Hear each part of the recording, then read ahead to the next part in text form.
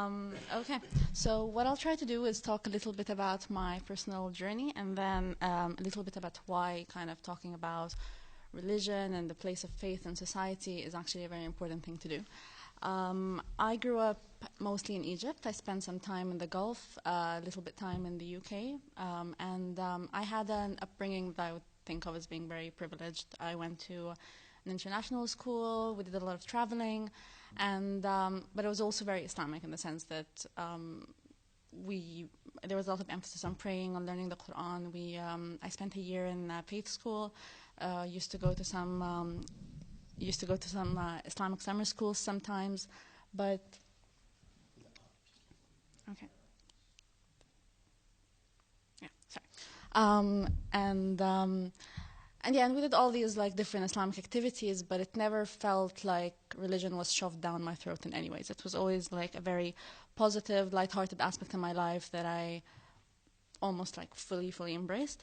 And the first key time I think with like religion, journey with religion was around the time when I was 12, and I felt like I wanted to be able to say that okay, I actually chose to be a Muslim. I wasn't just born into the religion. I wanted to kind of start reading more and learning more, and that's what I did. I developed a particular interest in Islam. I think that was the first time I read the Quran end to end, and became significantly more devout. Started waking up, like for example, to pray the morning prayer, which is not something that my family really did, but I was taking all these like kind of extra steps to be to practice Islam properly. And also, as you do when you're a teenager in the noughties and you're interested in something, you go on the internet. And I was spending a lot of time on internet forums, kind of just discussing Islam with people, trying to what I consider now like upholding the honor brigade of Islam, like defending Islam against accusations of terrorism, of violence, or misogyny, or all these different misconceptions, trying to clear them out. And one of the places where I used to go a lot was Yahoo Answers. I was a top contributor in religion and spirituality, which it's all private now. I think I used to do very weird things, like create another account to ask questions about Islam as if I'm a non-Muslim, and then answer my own question. and and then a third account, to vote for my best answer.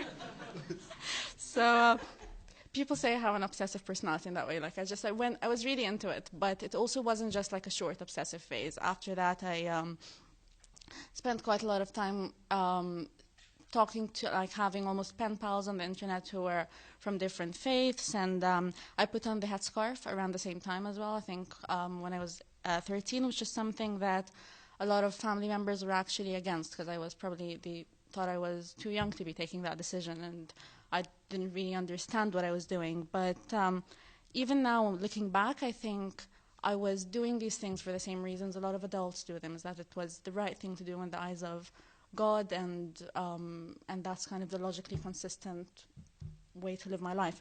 So the other key time in my life probably was around 5 years later, when I moved from Egypt to the UK for university, and Islam at that time became a very strong identity. So the first friends I made in the at university were people I met in the prayer room, or people I met in the street because they looked like me. I could identify with them, and it was actually a very beautiful community. It's in New York, and it's just a very close, small community. People are very caring, and I quickly got involved with different things, with different activities, and because I was very enthusiastic about the idea of also discussing Islam and doing things with university societies, I got very involved with the Islamic Society. So I informally joined the first year, and then became on the committee and was chair of the ISOC for a little bit of time during my second year. And anyone who's involved in societies know that, like you guys must know, it takes a lot of time and a lot of energy to do all this stuff, and you must really it must mean something to you. And some of the things that we did included like giving out flowers on the streets with quotes about Prophet Muhammad, and standing on dawah stalls, attending different conferences about Islam or about answering difficult questions about Islam. And thinking back now, I think there were probably definitely times during that phase when there was something building up. So I remember being on a dawah stall and we're giving out copies of the Quran, and someone just stopped, said absolutely nothing, and just highlighted the verse about beating, and he walked off. And a lot of people got like a bit angry, but to me it just like made me feel very uncomfortable. Different times of being unsatisfied with certain answers, maybe feeling uncomfortable with certain parts of the Quran. But at that time, I didn't recognize that anything was changing. I still very strongly believed. But then slowly, I did realize things were changing. And that's where people are like, okay, so you mixed with the wrong people and you started, you're getting swayed by society, or your faith is weak and this and that. And one of the things I don't want to do is say, okay, no, it has nothing to do with society or the environment you're in, because obviously you get put in certain situations that make you question and reassess what you believe in, and this definitely happened. And I think a big part of it was that my views in general about everything in life were becoming increasingly progressive, and I was struggling a lot to reconcile that with Islam. So I would have conversations with people about women's issues or Sharia, and I started feeling like I was saying half-truths, or I'm almost lying by omission, and trying to ignore things that I knew existed in Scripture and not mention them. And this made me feel very dishonest and made me kind of recognize a certain pattern of like disingenuity in all these apologetic arguments.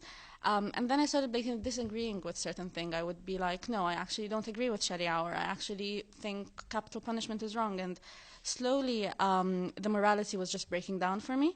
And then the whole world view was also becoming very problematic. The idea of life being a test, the idea of what God expects from us, all this was just not making a lot of sense to me anymore. And I think one of the things we tend to talk about is how there is never really one breaking point. I can't be like, that was the breaking point, or like I can't say the chronological order by which things happened. But I was generally starting to become very flexible with like what's halal and what's haram, and I was very skeptical about a lot of things which I thought I knew for sure about Islam. So one of the things I started realizing, and that I found very problematic, is that a lot of the things I knew about Islamic history were actually very polished up and romanticized, and it's not actually a true reflection of reality. And then I went back to some of the scientific miracles, and this was never a big thing for me, but seeing how some people were going out of their way and exaggerating certain things to make these arguments for Islam was one of the things just that made me question absolutely everything that I was taught. And the thing that kept drawing me back is that I felt, no, but the world is unjust, and there has to be a hereafter to balance it all out, and to make where like there's just like some cosmic force that will distribute justice and it's all going to be okay. But I didn't think it was true anymore, and I was struggling a lot with the Quran, and I think important. This wasn't a long time ago. So the phase with the Quran was last Ramadan, which is basically last June, and that's when you kind of have the Quran playing all the time, and I would hear certain verses, and I understand Arabic, so I just almost cringe at certain things I would hear, and I had a short time of being kind of a Muslim, and I think some people have like a lifetime of being kind of a Muslim, but I was basically in this state of cognitive dissonance where I would be, it was a very long fasting day last year. It was almost until like 9 p.m. So you're fasting for almost 18 hours. And I was fasting. I wasn't cheating. I wasn't eating in the toilet.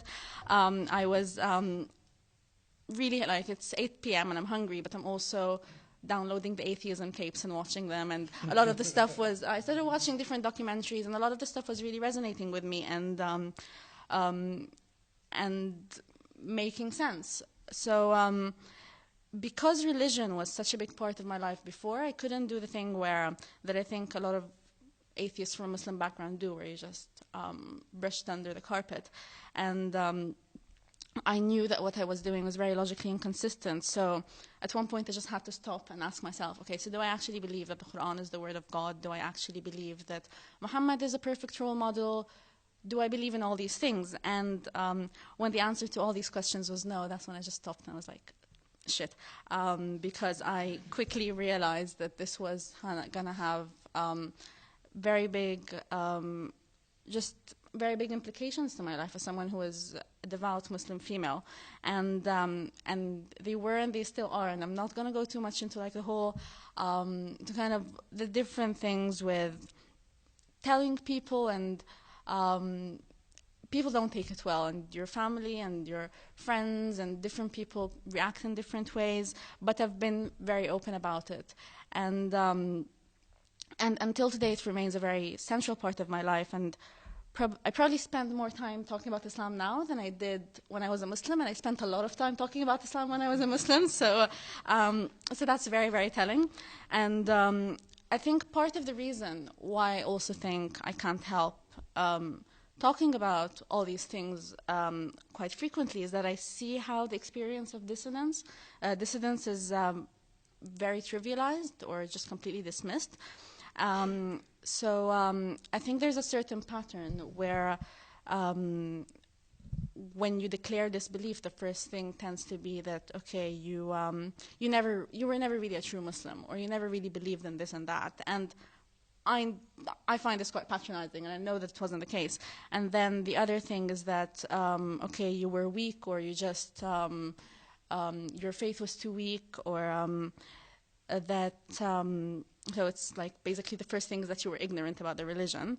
And when this doesn't really fit you, it becomes a more aggressive tone that you become demonized further and branded like you're basically arrogant. You know the truth, but you're covering it up, and that you're basically this more evil section of disbelievers who are like Satan or Shaitan in Islam, who knows that hell exists, but he's just choosing to disobey. And which is very funny to me, because I don't think anyone who actually no one's going to choose to get roasted in hell for eternity. But some people just genuinely think that in order for someone to choose not to be a Muslim is a form of arrogance, or thinking you're too good for a religion, or thinking you're just you're taking the easy way out, and all these different things. And then there are people who try to just cast their experience on you. They're like, hey, I've been there, it's just a phase, and I used to do this as well, and I just mostly I think people who were like very liberal Muslims in their when they were young and used to go out drinking, whatever, like, yeah, you'll get out of it. And all of this stuff is just, to me, is one of the biggest reasons why I just didn't feel like I could just become like another bad Muslim, or someone who could be dismissed for not knowing what they're doing, because I think there are very, very real reasons why people become skeptical of religion, or why people ask certain questions. And